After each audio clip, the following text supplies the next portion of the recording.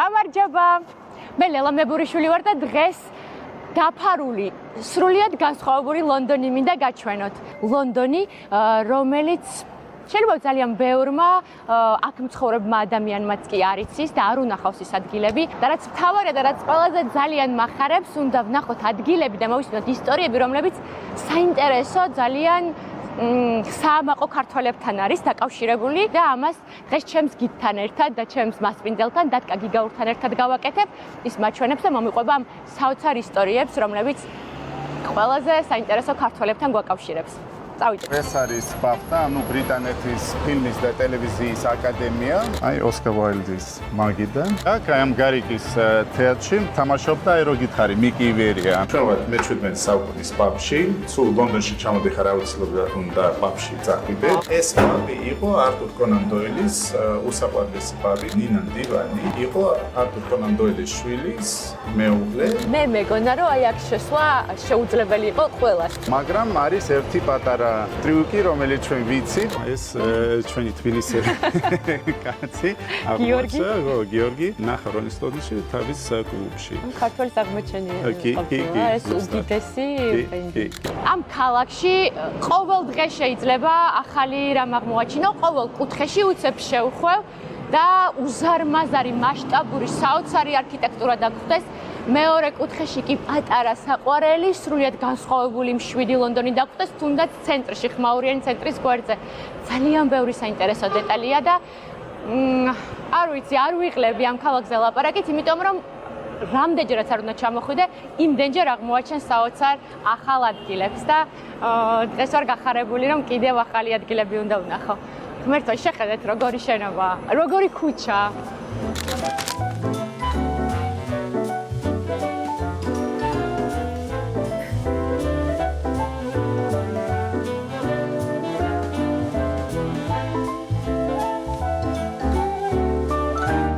ძალიან მიყვარს ლონდონი, პირველ რიგში, იმიტომ რომ არის ძალიან მრავალფეროვანი და ყველანაირი გემოვნების ადამიანმა და ყველანაირი შეხედულების შეიძლება იპოვოს მისთვის შესაფერისი საინტერესო ადგილი.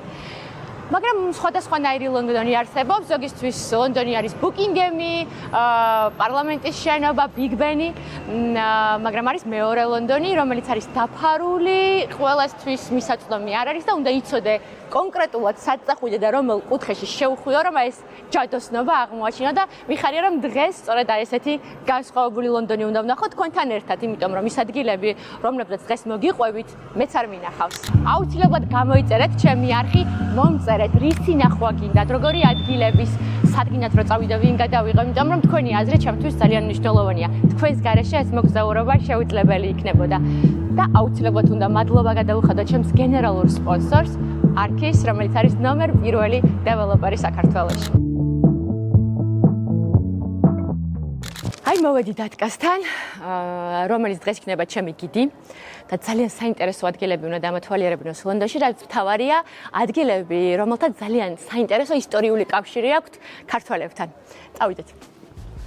დატკა გიგაური ლონდონში წლებია ცხოვრობს, ის არის რამდენიმე წარმატებული კომპანიის დამფუძნებელი და აქტიურად მუშაობს თანამედროვე ტექნოლოგიების გამოყენებით ფინანსურ და იურიდიულ სექტორებში ახალი შესაძლებლობების შექმნაზე. პარალელურად ის არის ავტორი და მკვლევარი, რომლის ნაშრომები ისტორიულ და კულტურულ თემას ეხება. ის არის 2 წიგნის ავტორი და ორივე მათგანი საქართველოსთან არის კავშირში. მისი წრე ძალიან საინტერესო ადამიანებით არის სავსე, ხელოვანები, კოლექციონერები, კულტურის და ბიზნესის ყველაზე საინტერესო წარმომადგენლები, მაგრამ ყველაზე საინტერესო და მნიშვნელოვანი მაინც ის არის, რომ მიუხედავად იმისა, რომ საქართველოში არასოდეს უცხოვრია, მისი ცხოვრება მჭიდროდ არის გადაჭაჭული ჩვენ სამშობლოსთან. სწორედ ამიტომ გადავწყვიტო, რომ ის კიდევ უფრო ახლოს გაგაცნოთ თქვენ და მისგან ძალიან საინტერესო ისტორიები მოვისმინოთ. დატკა, ძალიან დიდი მადლობა, რომ შემხვდი და დღეს ერთად უნდა გავატაროთ დღე. მოიცადე ერთი წამი. ეს საჩუქარი შენ ქართული ღვინა ასკანელისგან, იმედია რომ მოგეწონება. არა, ძალიან დიდი მადლობა. ოხო, აკ. პატარა ის გაქვთ. კი, აი, ვაზის აქ უკვე წაიდა. დღეს რაც ძალიან მინდა რომ გავაკეთოთ არის რომ განსხვავებული ქალაქი დავათვალიეროთ, განსხვავებული ლონდონი. ის რაც შეიძლება 20-30 წელი ცხოვრობდი აქ და ვერ დაინახო, არ იცოდე და არ მიხვიდე და თან როგორი საინტერესო კავშირი შეიძლება ქონდეს საქართველოსთან და ძალიან მიხარია რომ აი ესეც უცნაურ და საინტერესო ლონდონს ვნახავ. მოდი მომიყევი, როგორ მოხვდით ამ უცხო ქვეყანაში? შენი ოჯახის ისტორია მომიყევი. მამაჩემი საბჭოთა კავშირის დროს საექსპერიმენტარო ქირურგიის დეპარტამენტის უფროსი იყო და ხელოვნური გულის პროექტის ერთ-ერთი მთავარი ხელმძღვანელი და იმ პერიოდში უკვე მუშაობდა ხელოვნური გულის ოპერაციების პროექტზე? კი, საბჭოთა კავშირი რო დაინგრა, ზუსტად ეს კავშირი ბრიტანეთთან რო უკვე კონტაქტები ჰქონდა და მშობლებმა გადაწყვიტეს განათლება ბრიტანეთის მიგზა ჩემს და ჩემს ძმას. ჯერ იწყებოდა ეს როგორც განათლება, მაგრამ მთელ ცხოვრად გადაიქცა. კი. საინტერესოა, ორი წიგნი გაქვს, რომელიც ორივე საქართველოსთან კავშირდება.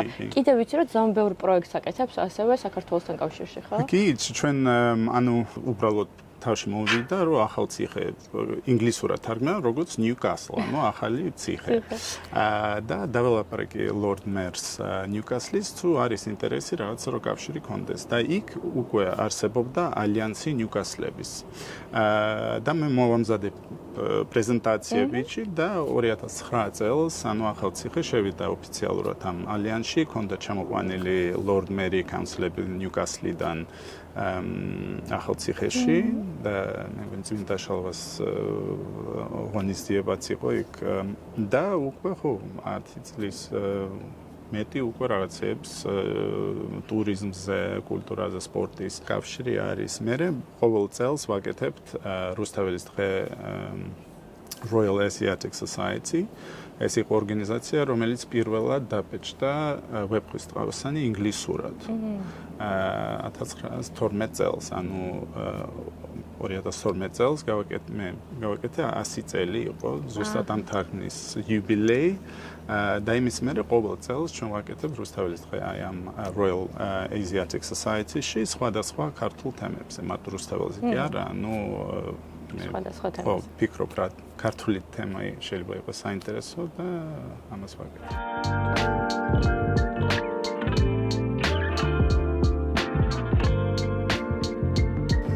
ციგნები მაშინ ავიღოთ, აი გაჩვენოთ და ზდანევიჩიც ავიღოთ.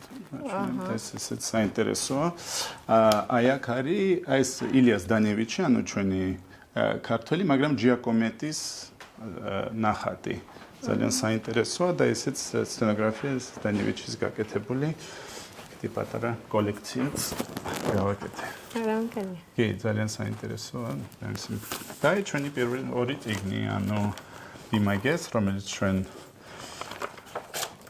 თქვი, სადაც არის ძალიან საინტერესო კურიოზული ეგეთი ისტორიები, ანუ ქართველები, რომელიც საზღვარგარეთ არიან, ანუ ჯორჯ ბალანჩინი, გენერალ ბაგრატიონი, თამარა თუმანოვა, მაგრამ ყველაფერი რაღაცა საჭმელით, საჭმლის გურმანის ხო შორის და უფრო ხო იუმორისტული ეგეთი ისტორიები. სტაინბეკი, ანუ ნობელის ლაურეატი, როდესაც საქართველოში ჩავიდა. აი ეს ისტორია ძალიან მიყვარს, იმიტომ რომ მე მგონი წერლების სახლში იყო და უკან ბრუნდებოდნენ, რაღაც უკვე პირველი საათი იყო ღამის და ყველა მღეროდა.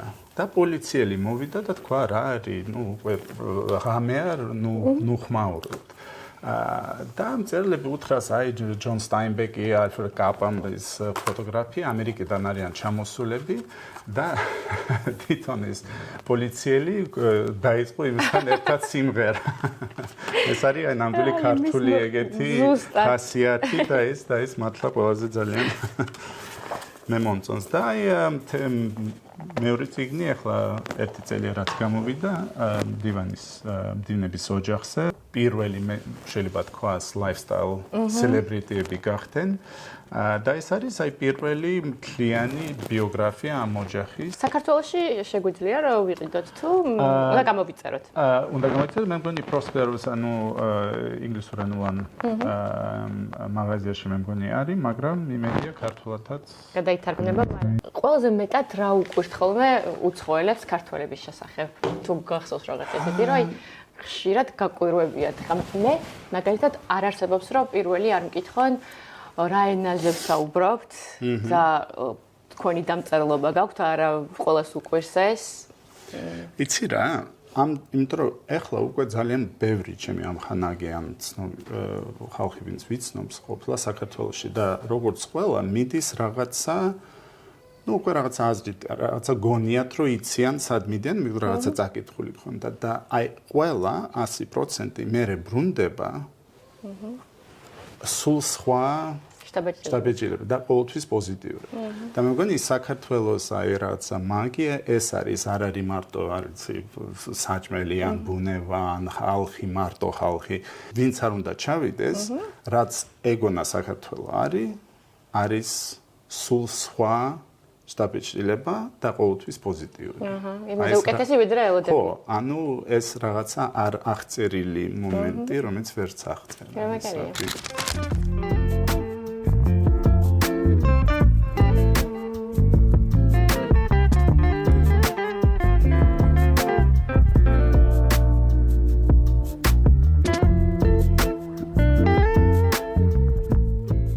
რატიკა მომიყევი შენი წიგნის შესახებ, საიდან გაგეჩნდა ეს იდეა, რომ წიგნი დაგეწერა და როგორც ვატყობ ყოველთვის როცა დაკვირდები, აი სულ რაღაც საქართველოზე ვფიქრობ, გინდა რომ გამოიკვლიო, ღრმად ისტორია შეისწავლო და ამაზე ესაუბრო მთელ მსოფლიოს და შენი წიგნის შესახებ მაინტერესებს. კი, აი ეს გამოვიდა რომ მე საქართველოს გარეშე გავიზარდე და ყოველთვის საქართველოს გარეთ ვიყავი და ეს თემა ყოველთვის მაინტერესებდა, ანუ სხვა ქართველები საზღვარგარეთ რას აკეთებენ ყველა ეტაპზე ისტორიის, ანუ მამლუქები ეგვიპტეში და ირაკში, 20-იან წლების რევოლუციის ემიგრაცია. რაღაცა თავისი კავშირით მინდოდა აი მთელ ისტორიებზე და რაც უფრო ღრმად ვკლებდი ამ ინფორმაციას, რაღაცა ძალიან საინტერესო ისტორიები მოვნახე. ძალიან ბევრი ხო ნიშური აკადემიური იყო, მაგრამ ძალიან ბევრი იყო ანუ ფართო აუდიტორიასთვის. და ამხანაგები რომ გაიგეს ეს ისტორიები ჩემსგან, თქვეს რომ ეს რაღაცა უნდა წიგნად გამოუშვა, რომ ყველა ხალხმა გაიგოს. და ერთ-ერთი ეგეთი ამხანაგი, რომელიც ყველაზე აქტიურად ამაზე ლაპარაკობდა და მე იყო ინიციატორი ჩემი პირველი წიგნის, უკვე 10 წელი წინ რომ გამოვიდა. ჩემი სოავტორიც გახდა, ანუ ანა სალდაძე და იქ იყო კულინარული კურიოზები, ანეკდოტები და რეცეპტებისთვის, აი ცნობილი ქართველები, ანუ არა საქართველოში, ეს ჯორჯ ბალანჩინი, ვინც ნიუ-იორკის ბალეტის დაბოსნა გენერალ ბაგრატიონი და ძალიან ბევრი საინტერესო ისტორიები და თანაც რეცეპტებიც. ეს მეორე წიგნი იგივე თემაა, მაგრამ დივნების ოჯახზე არის. ანუ საინტერესო. 20-იან წლებში ეს იყო მთელ სოფლიო იცნობდა ხუთი, ანუ სამი ბიჭი, ორი გოგო, ეს იყო ყველა პრესაში, ყველა ამხანაგები, კოქტოსი, სალვადორ დალის, შანელის, ჰოლივუდის მსახიობები, ანუ იყვნენ აი პირველი ეგეთი lifestyle celebrity, რაც ქვია ახლა. ეს მართლა ეგეთი გლობალური და საინტერესო და შეიძლება თქვას pop კულტურის ისტორია არის, რომ მართლა წიგნად უნდა გამოუშვა. წიგნის საკითხვა ხო ძალიან მაინტერესებს და მიხარია რომ წავიკითხავ და თან მგონია რომ აი ფილმის თემაა რა, ფილმი უნდა გადაიღო, სცენარი უნდა დაწერა. კი, იმიტომ რომ იქ პერსონაჟები არის, ვინც ეხლაც ძალიან აინტერესებს ხალხს. ანუ ენდი ვორჰოლიც და კონან დოილებიც და დალი და შანელებიც, ანუ ყველა. აი ოსკარ უაილდის მაგიდან, სადაც აი თვითონ იჭდა კი აბარა. და ხელს წერდა ხალხის ანუ ხალხი მოდიოდა და ხელს აწერდა აქ და ხვდებოდნენ. და აი გამოუშვეს ახლა აი ეს არსებობს მარტო აი ამ მაღაზიაში ოსკარ უაილდის ეპიგრამები, რომელიც გააკეთა ზუსტად აქ და იყო მარტო ამ მაღაზიაში არქივებში და ახლა გამოუშვეს. საინტერესოა. და შენი წიგნიც შემიძლია რომ აქ ავიღო. აბა რა, ეს აუცილებელია.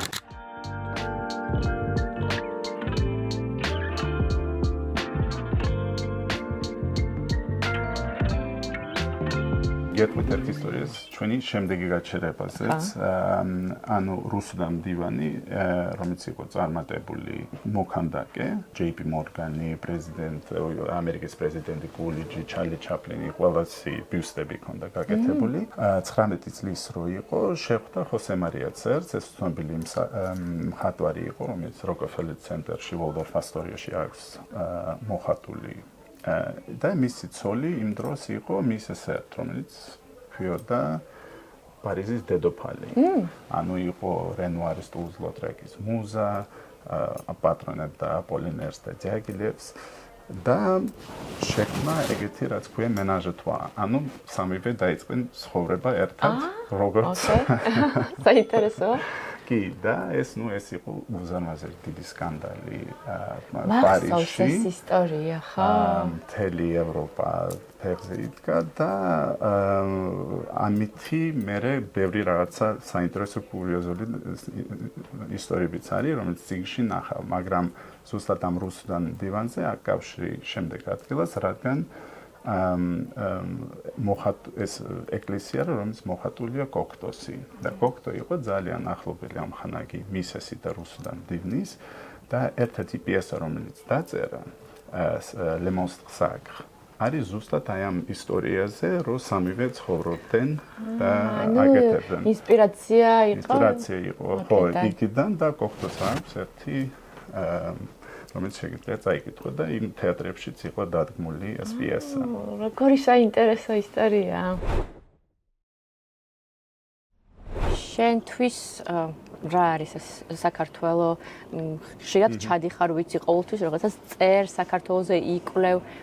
რას ნიშნავს ეს ქვეყანა შენთვის და ყველაზე მეტად რა გენატრება ხოლმე, როცა გახსენდება საქართველო, რა კლია? კი, ალბათ საქართველოს გარეთ რო გავიზარდე, შეიძლება აი ამ სივრცეში რაღაცა არის, რომ უფრო ახლოს გრძნობ თავს საქართველოსთან, ვიდრე შეიძლება რომ იქ გავიზარდე. ანუ ბავშვობიდანაც ისტორიაც მაინტერესებდა, კულტურაც, ყველაფერი და თავისი კვლევები დავიწყე, აი ესეთ ჩემი წიგნებიც ესე დაიწყო უბრალოდ ხობი, რომ მინდოდა გაცნობა სხვა ქართველებზე. გასაგებია პირველ რიგში არის ოჯახი, რატო ჩავდივარ, რომ ჩემები ვინც არიან იქ, რომ ვნახო, მაგრამ მეორე არის ზუსტ რომ მე მინდა საქართველოს უკვე ვისწავლო არა რაღაცა დისტანციაზე, როგორც ვსწავლობდი, მაგრამ უკვე უნდა ჩავიდე დიდი ხნით და მართლა ეს ვიგრძნო სხვადასხვა რეგიონების აი ქართულობა.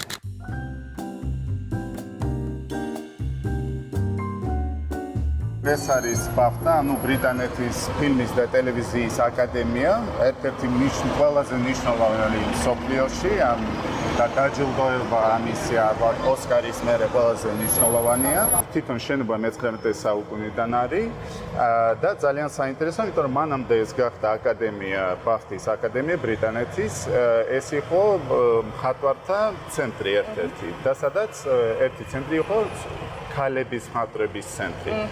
და საინტერესო კავშირი არის, რომ პრინც გიორგის, ანუ მეფის შვილის ცოლი, Duchess of Kent, იყო მხატვარი, რაც იშვიათია იყო იმ დროს. და ერთი პორტრეტი, რომელიც აი აქ მოხდა ეს პრეზენტაცია, იყო ნატალია ბაგრატიონის. ანუ ჩვენი ნატალია ბაგრატიონის, რომელიც უკვე დიდი კავშირი საქართველოსთან. კი, აქ ემიგრაციის დროს აქ ცხოვრობდა. და მისი ქმარი იყო სერ ჩარლზ ჯონსტონი, ერთ-ერთი ყველაზე დიდი ცნობილი დიპლომატი იმ დროს, იყო გენერალ გუბერნატორი არაბეთის, ანუ ბრიტანულ არაბეთის და მერე ჰაი კომიშნერ ავსტრალიაში. და პრეზენტაცია მისი პორტრეტის მოხდა აი ამ შენობაში, რომელიც ახლა არის ბაფტა. ესე იგი, როგორი კარგი ისა აქვს, რა ქვია, კავშირი, ესეთი დიდი ისტორიის მქონე ბაფტა, ფესტივალი, რომელიც აკავშირებს სხვადასხვა ქვეყნის კინოინდუსტრიას, ხელოვნებას, იყო ხელოვნების, ანუ მხატვრების ასოციაცია და ქართველი ქალბატონის პორტრეტი იყო. კიდე კავშირი თუ აქვს რა?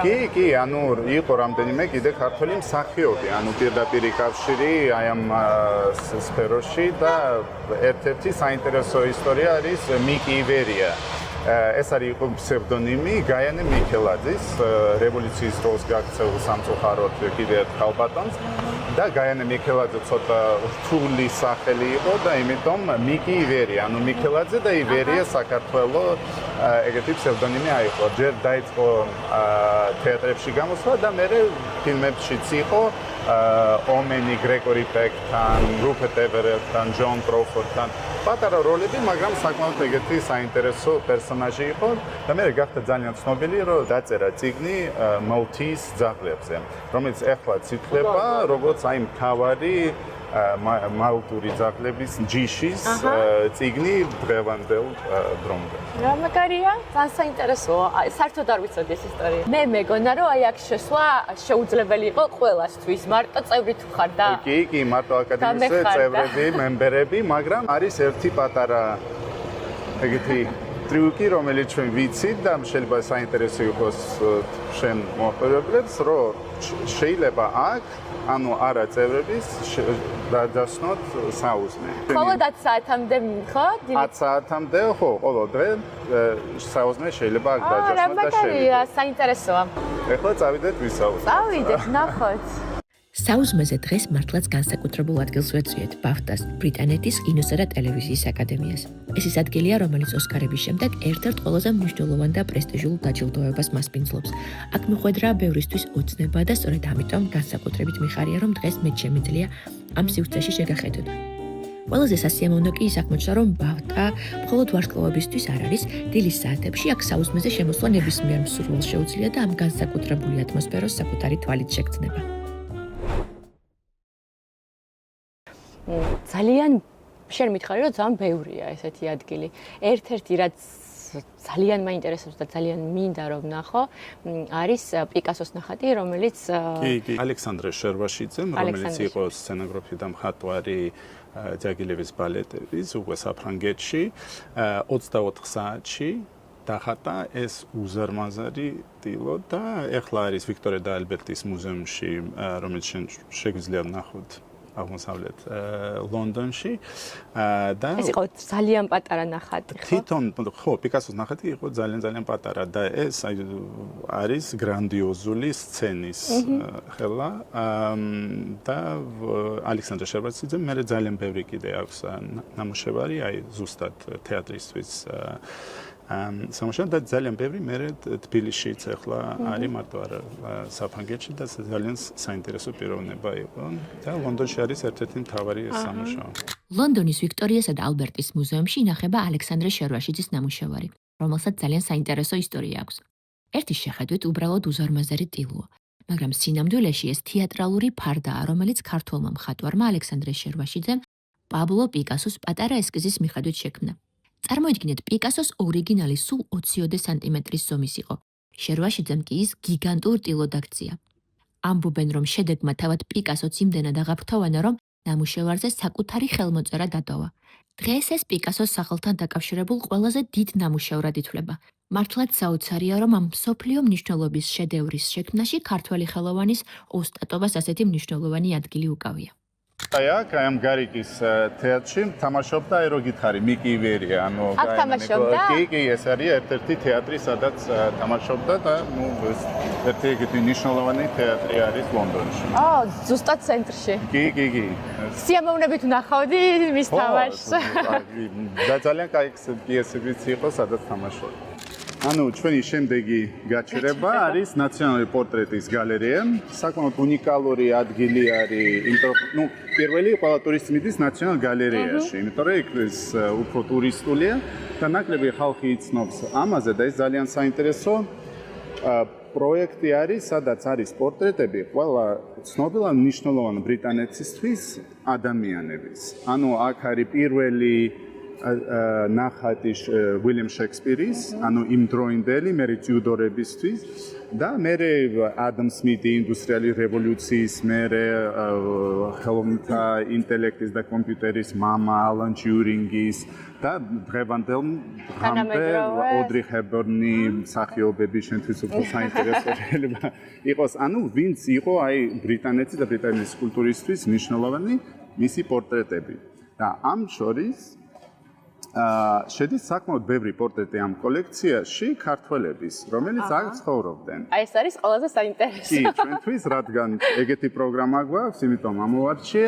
იქ არის პავლე ჭავჭავაძე, ეგეთი მწერალი იყო, ნიკიტა მაღალაშვილი, პიანისტი, ძალიან ცნობილი, იყო გიორგი იმერეძინსკი, ძალიან ცნობილი, ეგეთი იყო წევრი, რაც ქვიოდა Bentley Boys.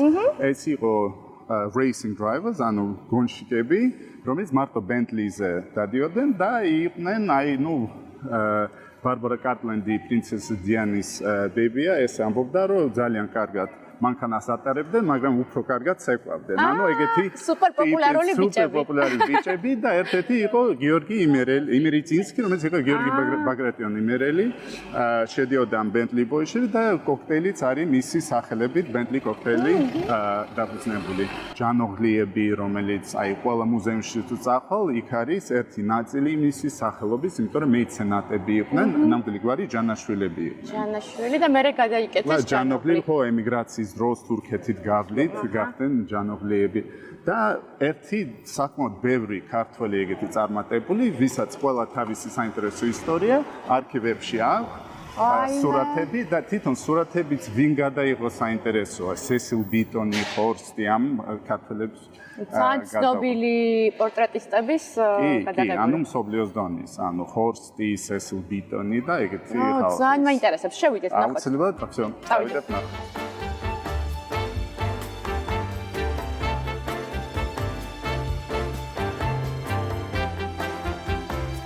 1603 წელს გაკეთებული პორტრეტი. Spice Girl. ეს იყო სოლი ეს მიხაელ სუმბათაშვილის, რომელიც ჩელში მეორე კაცი იყო და სერ ჰენრი დეტერინგის მარჯვენა ხელი და იმავე დროს საქართველოს იმ დროს ელჩი არის, იყო იმიტომ რომ საბჭოთა კავშირი იყო წარმომადგენელი, ანუ ემიგრაციის ის და ძალიან ცნობილი სიტყვით გამოვიდა ნაციონალ-ლიბერალურ კლუბში აქ, რაც ერქვა ქართული საკითხი, ანუ Georgian question, რომელიც დამოუკიდებლობაზე და ის ილაპარაკა. მისი ცოლი იყო ცნობილი ქალბატონიც იყო. შემდეგი არის თამარა იმერელი ბაგრატიონი, ეს ძალიან საინტერესო ისტორია ყავდა მისი ქმარი ახლა აქვთ კუნძულები კორნუელის ახლოს, კორნუელთან ახლოს და შეგიძლია როგორც ტურისტი ჩახვიდე და სუბტროპიკულია. და იქ ცხოვრობენ, მისი კუნძული არის, იქ თვითონ ცხოვრობს და მისი ქმარი და შვილი ახლა ფლობს ამას. თუ ტურისტებს აინტერესებს მარტო არა ლონდონში, იმ კუნძულებს ქვია Tresco Islands და Scilly Isle. და ფლობელები არიან ქართველები. კი, ანუ ეს ბაგრატიონ იმერელის შვილი და უილიამ დორიან სმითი, ანუ ინგლისელი ცნობილი გენერლის. ძალიან დამაინტერესა და მომიდა რომ ჩავიდე და ერთი ეპიზოდი მაგაზე გავაკეთე. აუცილებლად. ერთად წავიდეთ. თანაც ჩემი შორეული ნათესავებიც არიან. ნათესავებთან წავიდეთ ზუსტად.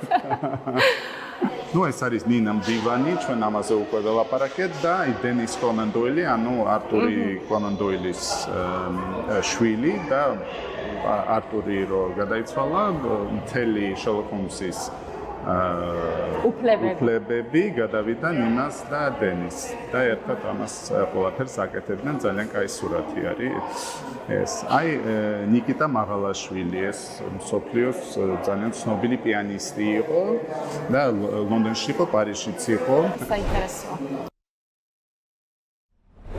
როგორია ცხოვრება საზღვარგარეთ? წარმატების გზა ძალიან ზედია, სხვადასხვა გვარი, ზოგჯერ არის ძალიან კარგი და მით უმეტეს ამბობენ რომ ლონდონში ცხოვრება ცოტა სტრესულია. გახსენდება ისეთი ყველაზე რთული პერიოდი და რა დაგეხმარა იმ რთულ პერიოდში? ზუსტად ამბობ, ანუ ლონდონი ეგეთი დიდი ქალაქი არის და არ არის აქ რაღაც ერთი ტრენდი ან რაღაც ერთი აქ უამრავი ცხოვრება მიდის და სხვადასხვა ტიპის ხალხი, რომელიც რაღაცნაირ კომპლექსში არ შედიან. მაგრამ ეს არ ნიშნავს, რომ სულ რაღაცა ჰარმონიული სიტუაცია არის. და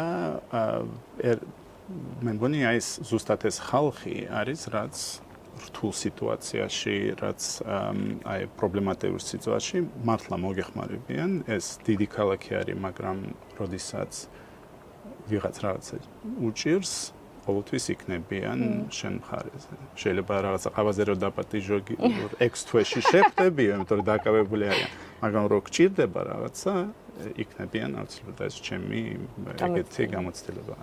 საინტერესოა. მომიყევი Rolling Stones-ის ისტორიაზე. კი, ეს ძალიან საინტერესო ისტორია, იმიტომ რომ თბილისელი, ანუ ჯორჯო გომელსკი, რომელიც ინგლისში მე აღმოჩნდა, ისე იყო დაბადებული თბილისში და იქ ჯერ ზრდებოდა, გახსნა კლუბი რიჩმონდში, სადაც ბევრი მუსიკოსები გამოდიოდნენ და იქ ნახა, ანუ მიკ ჯაგერი და Rolling Stones-ები იქ დაიწყო როგორც პირველი თავისი ნაბიჯები. მოეწონა და დაიწყო როგორც აგენტი მისი და ანუ მთელი ეს ისტორია იწყება, იმიტომ რომ ეს ჩვენი თბილისელი კაცი გიორგი ნახა Rolling Stones-ში თავის კლუბში. ქართველის აღმოჩენი ყოფილა ეს უდიდესი ბენდი. კი.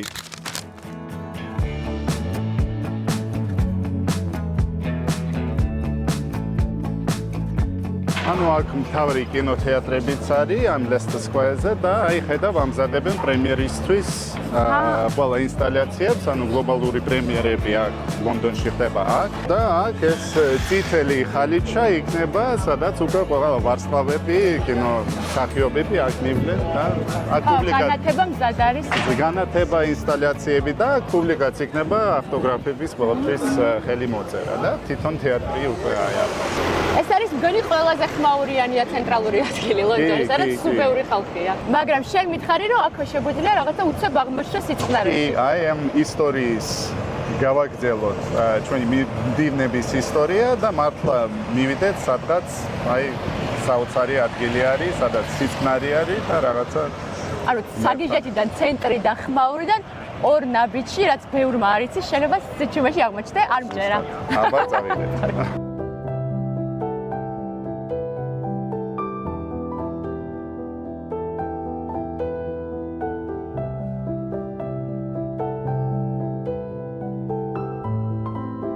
მეორე მსოფლიო ომის დროს აქ ყველაფერი დაბომბეს და ეს ფრანგული ეკლესია ნოტრ-დამის სახელით ახლიდან დაიწყეს შენობლება და ყველაზე წარმატებული ფრანგი წერალი მხატვარი, ვინც იყო საფრანგეთში იმ დროს, ჟან კოქტო დაპატიჟეს, რომ აქ გააკეთოს ფრესკოები ამ ეკლესიისთვის. და როგორც ჩვენ უკვე გავიგეთ, იყო ახლობელი ამხანაგი რუსი მდივანის რამდენიმე წლის უფრო ადრე დაწერა ეს პიესა Sacre Monstre, ეს მთელ სკანდალურ ისტორიაზე და აქ უკვე ცხოვრობდა რუსის მდამ ნინა მდივანი. და ისიც იყო ძალიან ახლობელი ამხანაგები და კოქტო აქ რო ცხოვრობდა, აუცილებლად ნინას ნახავდა, აი რომ მოხატა ეს ეკლესია. და ნინა მდივანის ისტორია აქ ცხოვრობდა, იმიტომ რომ ქმარი ყავდა არტურ კონან დოილის, ანუ შერლოკ ჰოლმსის მწერლის შვილი. იყო ნინა მდივნის. მოდი ვნახოთ ეს მართლა უნიკალური და ადგილი, რომელიც აი ხალხმა არ იცის და არ იცი რა. საგიჟეთიდან და ზახმაურიანი ლონდონის ცენტრიდან უცებ შემოუხო და რაღაც სხვა სამყაროში ხდები. ნამდვილი ეკლესიის ეგეთი გზნობა, მაგრამ თანამედროვე კოქტოს ტიპი. არხის გენერალური სპონსორია არქი, ნომერ 1 დეველოპერი საქართველოში. Grand Avenue არქის ყველაზე მასშტაბური პროექტია. სივრცე, სადაც ქალაქური ცხოვრების ყველა კომფორტი ერთ ადგილასაა თავმოყრილი. 75%-ით გამწვანებული გარემო, აუზები, სპა, სპორტული სივრცეები, კაფეები, სკოლა და საბავშვო ბაღიც კი. ყველაფერი იმისთვის, რომ ყოველდღიური ცხოვრება უფრო მარტივი, კომფორტული და სასიამოვნო გახდეს. ეს ნამდვილად ქალაქია ქალაქში, სადაც შეგიძლია იცხოვრო, დაისვენო და ისიამოვნო სახლიდან შორს წასვლის გარეშე. ძალიან ბევრ საინტერესო ადამიანთან გიწევს, სხვადასხვა ქვეყანაში მოგზაურობ, ხვდები, რამე აკავშირებს შენი აზრით, აი ძალიან წარმატებულ ადამიანებს და თუ რაღაც გახსენდება ვინმე, ვინც განსაკუთრებულად დაგამახსოვრდა ან ისტორია მასთან დაკავშირებით, რომელიც რაღაცნაირად დაგრჩა და გაგახსენდება ახლა. ჩვენთვის აი წარმატებული ხალხი მაინც რაღაცა ორ კატეგორიაში ზის. მე-19 საუკუნეში იყო ეგეთი noblesse oblige, ანუ რომ საზოგადოებას შეუნდა რაღაცა დაუბრუნო. და ვისაც აი ეგრე მუშაობს მარტო თავისიანებისთვის კი არა, მაგრამ რომ ფიქრობს რომ მე წარმატებული ვარ, რაღაცა მე ვიშრომე, მაგრამ რაღაცა უნდა დაუბრუნო საზოგადოებას. აი ეს კატეგორია ჩემთვის არიან აი ნამდვილი საინტერესო ხალხი და იგივე აი სიტუაციებზე რომ ერთ ინდივიდუმი კი არა, რამდენიმე ეგეთი ხალხი ერთად იკრიბება და ეს ენერგეტიკა რომელიც მიდის მერე იმპროვიზაცია შეიძლება იყოს მუსიკოსები და მე ვიყავი სიტუაცია სადაც იმპროვიზაცია დაიწყო და ის იყო რაღაცა სასწაული, იმიტომ რომ არასდროს ერთად არ უკრავდნენ ერთად. მახსოვს ერთხელ ჟურნალისტები, ამთავრი ბრიტანეთის ჟურნალისტები იყო, მათ 15 კაცი ცოტა იყო და აი ეს ლაპარაკი რომელიც შეიქმნა, ეხლაც მახსოვს ის და ანუ არა ინდივიდუალები, ანუ ეს სიტუაცია, ეს ენერგეტიკა, რომელიც გადის, აი ეგეთი ხალხი ერთად რო იკრიბება. აი ეს არის ჩემთვის ყველაზე საინტერესო. ძალიან საინტერესო პასუხია. რჩება თუ გახსოვს, ან რაღაცა ფრაზა, რომელიც მთელი ცხოვრება დაგამახსოვრდა, ან რაღაცა შეცვალა შენში, ან თუნდაც უბრალოდ რაღაცნაირად იმ მომენტში იყოს სწორი რჩევა, რაც მიგიღია, ან მშობლებისგან, ან არ ვიცი. ვისწავლე, რომ თხოვო ხალხს, აი მენტორი რო იყოს, რაღაცა რომ მოგეხმარონ უფრო ადრე, ანუ ვინც ეს გზა უკვე გასული აქვს, ანუ რომ უსმინო, იმიტომ რომ ეს ძალიან დიდი დროც დაკარგა. კი, ეს არის აი მართლა უნიკალური, რაც უფრო ბევრი კავშირი გექნება სხვა ხალხთან, რაც უფრო ბევრს უსმენ, ამაში უფრო ძლიერიც გახდები. ძალიან მაგარი რჩევა. ახლა კი მივდივართ ლონდონის ერთ-ერთ ყველაზე ლეგენდარულ პაბში, The Old Cheshire Cheese. საუკუნეების განმავლობაში აქ იკრიბებოდნენ ცნობილი მწერლები, პოეტები და მხატვრები. ეს იყო ასევე არტურ კონან დოილის ერთ-ერთი ყველაზე საყვარელი ადგილი, სადაც ხშირად სტუმრობდა და იმ ეპოქის განსაკუთრებულ ატმოსფეროს იზიარებდა. ამბობენ, რომ სწორედ ასეთი ადგილები გახდა შერლოკ ჰოლმსის სამყაროს შთაგონების წყარო. კი, ანუ ეს აი მე-17 საუკუნის პაბია, რომელიც ეგეთი ბევრია ლონდონში. ეს არის ერთ-ერთი უძველესი პაბი. და იმითი საინტერესო რომ ეს იყო ეგეთი ლიტერატურული ხაბი, სადაც მარკ ტვეინი, ჩარლზ დიკენსი, აგათა კრისტი, კონან დოილი, ვოლტერი ყველა აი აქ დადიოდნენ, ეს იყო საკურელისი პაბი ამ წერლებს. საინტერესოა ძალიან, შევიდეთ. აბა, კი.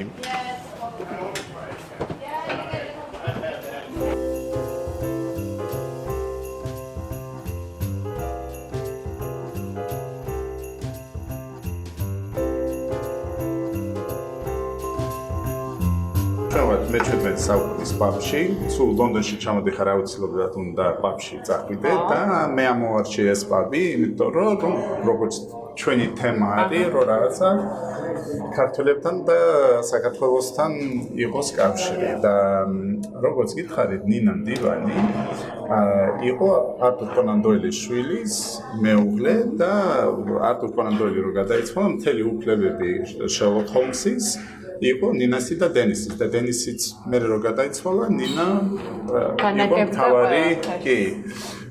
და ეს პაბი იყო არტურ კონან დოილის უსაყვარლესი პაბი. თვითონ შერლოკ ჰოლმსიც ერთი და აქ ხდება ეს მთელი ისტორია, შერლოკ ჰოლმსიც აქ მოდის. და კონან დოილის კიდე ძალიან კაი კომპანიაში იყო, აქ დადიოდა ვოლტერი, მარკ ტვეინი, რიჩარდ კიპლინგი და თვითონ აგათა კრისტი და ერთი პუაროც აქ ხდება ამ პაბში. ანუ ეს მწერლების ეგეთი ბუდეა, კი, ეს უსაყვარლესია. თვითონ კი ნინა მდივანი აქ არ იქნებოდა. ნინა მდივანი თვითონ უფრო რიცში, კლარიჯში, დორჩესტერში ეგეთ ადგილებში ცხოვრობდა. სულ სხვა სტილის ცხოვრება, მაგრამ აი მწერლებისთვის აშკარად ინსპირაციის წყარო იყო, იმიტომ რომ იმდენი სართულია მიწის ქვეშ, ჩასასვლელები, რაღაცა დარწმუნებულად რაღაც საოცრებები ხდებოდა. და აი ეს მიკროუბანი თვითონ ქვია wine coat, ანუ ღვინის პატარა როგორც უბანი. აქ სულ აი ამას თემა იყო უკვე 400 წელი. და მე ეს მწერლები და ყველაფერი, ანუ ეს ისტორიით არის ეს კედლები, ხიანად გაჟღენთილი. როდის გრძნობ თავს ყველაზე ბედნიერად? კი, ეს ხო ეგეთი რთული შეკითხვა არის, იმიტომ რომ ბევრი სხვადასხვა ინტერესი რო გაქვს და ბევრი რაღაცა ელემენტი ცხოვრების რო მნიშვნელოვანია შენთვის. აი ეს ბალანსი უნდა იყოს, სამსახური, ოჯახი, ამხანაგები, რაღაცა creativity, ანუ აი ეს რო ბალანსში რო არის ყველა ელემენტი, ეს 5 ელემენტი. ერთი ელემენტი რო ცოტა დარღვეულია, მაშინ უკვე იწყებ შპეცლას და სრული ბედნიერებისთვის ყველა ელემენტის უნდა იყოს ბალანსში და შვიდად და არა დარღვეული და იმივე რაღაცა დონეზე. გასაგებია. ძალიან საინტერესო მოგზაურობა გამოგვივიდა დღეს. ვერც კი წარმოვიდგენდი, რომ ლონდონში 4 წლიანი ცხოვრების შემდეგ კიდევ შევძლებდი სრულიად ახალი ქალაქის აღმოჩენას. ლონდონის, რომელსაც ასეთი საინტერესო და მოულოდნელი კავშირები აღმოაჩნდა ქართველებთან. ძალიან დიდი მადლობა დატკას ამ დღისთვის და რა თქმა უნდა, მადლობა თქვენ, რომ მიყურებთ და ამ თავგადასავლებს ჩემთან ერთად იზიარებთ. განსაკუთრებული მადლობა ჩემს გენერალურ სპონსორ არქის მხარდაჭერისთვის. თუ ვიდეო მოგეწონათ, აუცილებლად გამოიწერეთ არხი და მომწერეთ კომენტარები. ძალიან მაინტერესებს თქვენი შთაბეჭდილებები და აზრები. დროებით, წინ კიდევ ბევრი საინტერესო აღმოჩენა და დიდი თავგადასავლები გველოდება.